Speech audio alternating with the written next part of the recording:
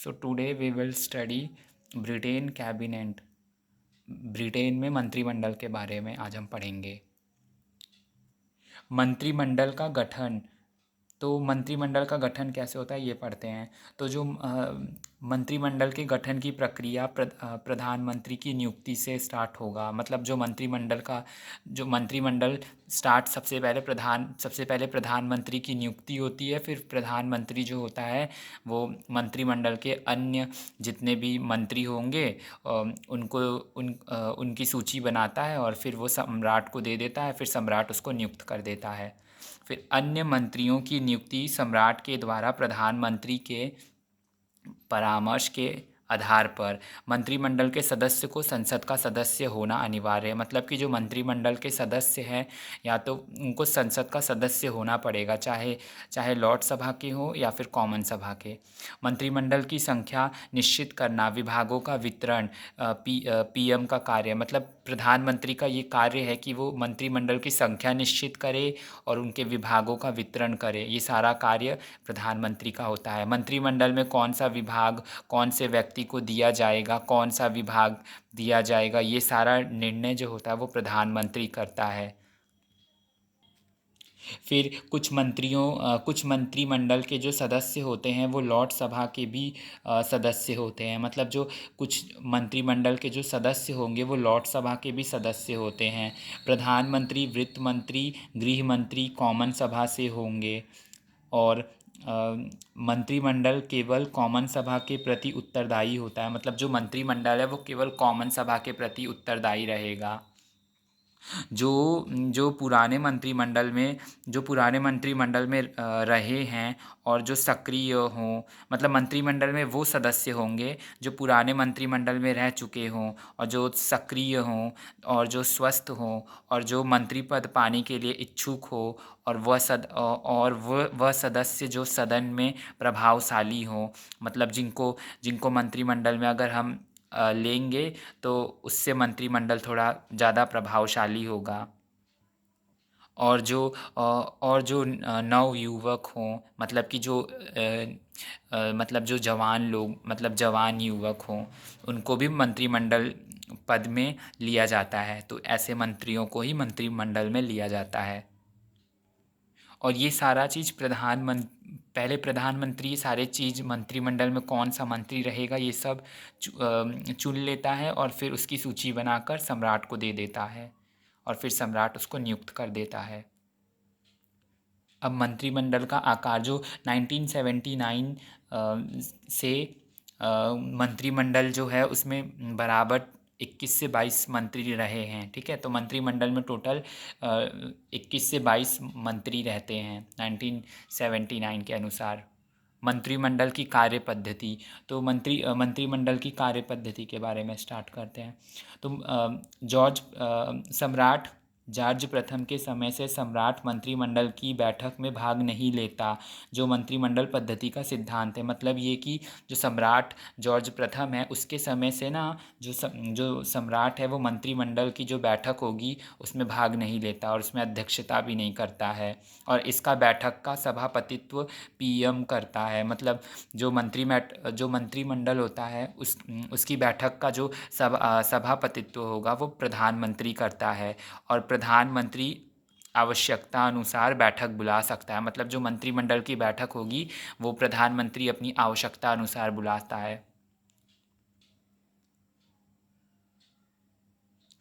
इसमें मंत्रिमंडल में शासन कार्यभार संभालने वाले सभी मंत्री सम्मिलित नहीं करते हैं। ठीक है, जो मंत्रिमंडल है ना उसमें जो शासन के कार्य होते हैं, जो शासन के कार्यभार संभालने वाले सभी मंत्रियों को सम्मिलित नहीं किया जाता, बल्कि केवल कुछ ही महत्वपूर्ण विभागों को और कुछ परंपरागत पदों को संभालने वाले व्यक्तियों को ही इसमें ऐड किया जाता है। मतलब सभी शासन के कार्यभार जो संभालने वाले मंत्री होते हैं उनको शामिल नहीं किया जाता, बल्कि केवल कुछ ही मंत्री विभागों को जो मतलब बहुत ज़्यादा ज़रूरी है ना उन्हीं को ऐड किया जाता है मंत्रिमंडल में।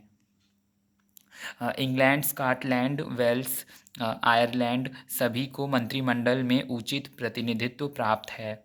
मतलब जो स्कॉटलैंड, आयरलैंड, वेल्स और इंग्लैंड है, इन सभी को मंत्रिमंडल में ना उचित प्रतिनिधित्व प्राप्त है। मतलब ये लोग भी पार्ट लेते हैं उसमें। सम्राट की इच्छा का आदर करेंगे जो मंत्रिमंडल बनाते समय, मतलब जब मंत्रिमंडल का निर्माण होगा तो जो सम्राट होगा उसका आदर करना है। और मंत्रिमंडल के निर्माण में देश के सामाजिक, आर्थिक, धार्मिक समुदायों को भी ध्यान में रखना पड़ता है। मंत्रिमंडल का जो निर्माण करते समय देश के जो सामाजिक, आर्थिक और धार्मिक समुदाय होंगे उनको भी हमें देखना है, मतलब उनके ऊपर भी हमें ध्यान रखना पड़ता है। और लोकप्रिय संसद को नियंत्रित रखने योग्य, कुशल और अनुभवी को मंत्रिमंडल में ऐसे नेता शामिल होंगे, ठीक है। मतलब मंत्रिमंडल में ऐसे नेता शामिल होंगे जो काफ़ी ज़्यादा लोकप्रिय हों और जो संसद को नियंत्रित करने के योग्य हों, मतलब संसद को संभाल सकने के योग्य हों, संभाल सकें, जो कुशल हों, जो अनुभवी हों, उन सभी नेताओं को मंत्रिमंडल में शामिल किया जाता है। नवयुवक नेताओं को भी शामिल किया जाता है। और कौन सा व्यक्ति मंत्रिमंडल में शामिल होगा यह निश्चय होने के बाद प्रधानमंत्री जो होता है वह यह निर्णय लेता है कि कौन सा विभाग मंत्रिमंडल में सम्मिलित होगा, ठीक है। कुछ विभाग मंत्रिमंडल सम्मिलित करना अनिवार्य होता है। मतलब कुछ ऐसे विभाग होते हैं जिसको मंत्रिमंडल में सम्मिलित करना, मतलब ऐड करना काफ़ी ज़्यादा इम्पॉर्टेंट होता है, उसको अनिवार्य ही होता है, मतलब आपको उसको ऐड करना ही पड़ेगा। जैसे कि वित्त हो गया, वित्त मंत्री हो गया, परराष्ट्र मंत्री हो गया, मतलब विदेश मंत्री, गृह मंत्री हो गया, सामाजिक सुरक्षा, व्यापार, श्रम, स्कॉटलैंड मंत्रालय, इन सबको आपको मंत्रिमंडल में ऐड करना ज़रूरी होता है। मैं अब मंत्रिमंडल की बैठक के बारे में, तो सप्ताह में 1 या 2 बार लगभग 2 घंटे के लिए सप्ताह में मंत्रिमंडल की बैठक होती है, ठीक है। और प्रधानमंत्री कभी भी बुला सकता है मंत्रिमंडल की बैठक। मंत्रिमंडल संसद के बहुमत दल के नेताओं की एक छोटी सी संस्था है जो संसद में बहुमत प्राप्त होने पर अपने पद पर बने रहती है, ठीक है। ब्रिटेन में मंत्रिमंडल शासन व्यवस्था का उद्गम स्थल है और क्रमशः विकास हुआ है इसका। और मंत्रिमंडल में ना 4 सदस्य जो होते हैं वो लॉर्ड सभा के होने आवश्यक हैं। और मंत्रिमंडल के बारे में किसी विद्वान ने कहा था कि जो मंत्रिमंडल में सभी मंत्री साथ साथ डूबते हैं और तैरते हैं, ये बहुत इम्पोर्टेंट है। मतलब सब मंत्री जो होते हैं वो साथ साथ डूबेंगे और साथ साथ तैरेंगे। अभी इसका मतलब मैं आगे बताता हूँ, ठीक है, काफ़ी अच्छे से। मंत्रिमंडल की अब हम विशेषता देखते हैं, तो राजा का पृथकत्व, मतलब जो राजा मंत्रिमंडल से अलग होता है, राजा मंत्रिमंडल में भाग नहीं लेता। जो राजा होता है वो